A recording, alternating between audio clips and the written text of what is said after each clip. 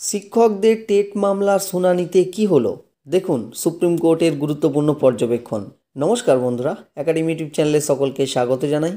শিক্ষকদের জন্য টেট বা টিচার্স এলিজিবিলিটি টেস্ট বাধ্যতামূলক করার মামলা নিয়ে সুপ্রিম কোর্টে এক গুরুত্বপূর্ণ শুনানি অনুষ্ঠিত হয়েছে।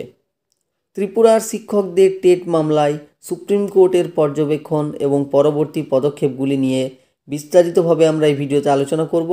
তার আগে বলে রাখি, চ্যানেলে নতুন হয়ে থাকলে অবশ্যই চ্যানেলটি সাবস্ক্রাইব করুন এবং পাশে থাকা বেল আইকনটি প্রেস করুন যাতে সবার আগে নোটিফিকেশন পেয়ে যান। মামলার প্রেক্ষাপট: এই মামলাটি মূলত ত্রিপুরার শিক্ষকদের টেট বাধ্যতামূলক করার বিষয় নিয়ে। মামলাটি স্টেট অফ ত্রিপুরা বনাম সজল দেব নামে পরিচিত।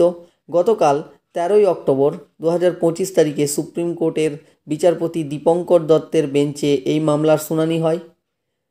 শুনানির যে মূল বিষয়গুলি ছিল: টেটের আবশ্যিকতা। মামলায় প্রধান বিষয় হলো শিক্ষকদের জন্য টেট পাস বাধ্যতামূলক কিনা।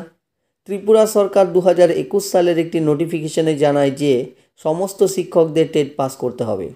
রিভিউ পিটিশনের গুরুত্ব: বিচারপতিরা জানিয়েছেন যে এই মামলার চূড়ান্ত রায় নির্ভর করছে বিভিন্ন রাজ্য থেকে দাখিল করা রিভিউ পিটিশনগুলির উপর। রিভিউ পিটিশনের ফাইন্ডিংস আসার পরেই এই মামলার শুনানি হবে। 2 বছরের সময়সীমা: 1 সেপ্টেম্বর 2025 তারিখের একটি জাজমেন্ট অনুযায়ী সমস্ত শিক্ষকদের 31 আগস্ট 2027 সালের মধ্যে টেট পাস করতে হবে। এই মামলার পরবর্তী শুনানির দিন ধার্য করা হয় 19 নভেম্বর 2025। সমস্ত পক্ষকে আগামী 2 সপ্তাহের মধ্যে তাদের বক্তব্য এফিডেভিট আকারে জমা দেওয়ার নির্দেশ দেওয়া হয়েছে। যেহেতু বিচারপতিরা রিভিউ পিটিশনকে গুরুত্ব দিচ্ছেন, তাই মনে করা হচ্ছে যে শিক্ষকরা হয়তো কিছু ছাড় পেতে পারেন।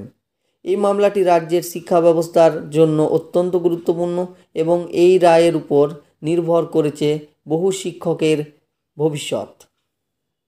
তো বন্ধুরা, আজকে এই পর্যন্ত। দেখা হচ্ছে পরের ভিডিওতে কোনো গুরুত্বপূর্ণ আপডেট নিয়ে। ততক্ষণ পর্যন্ত ভালো থাকুন, সুস্থ থাকুন। ধন্যবাদ।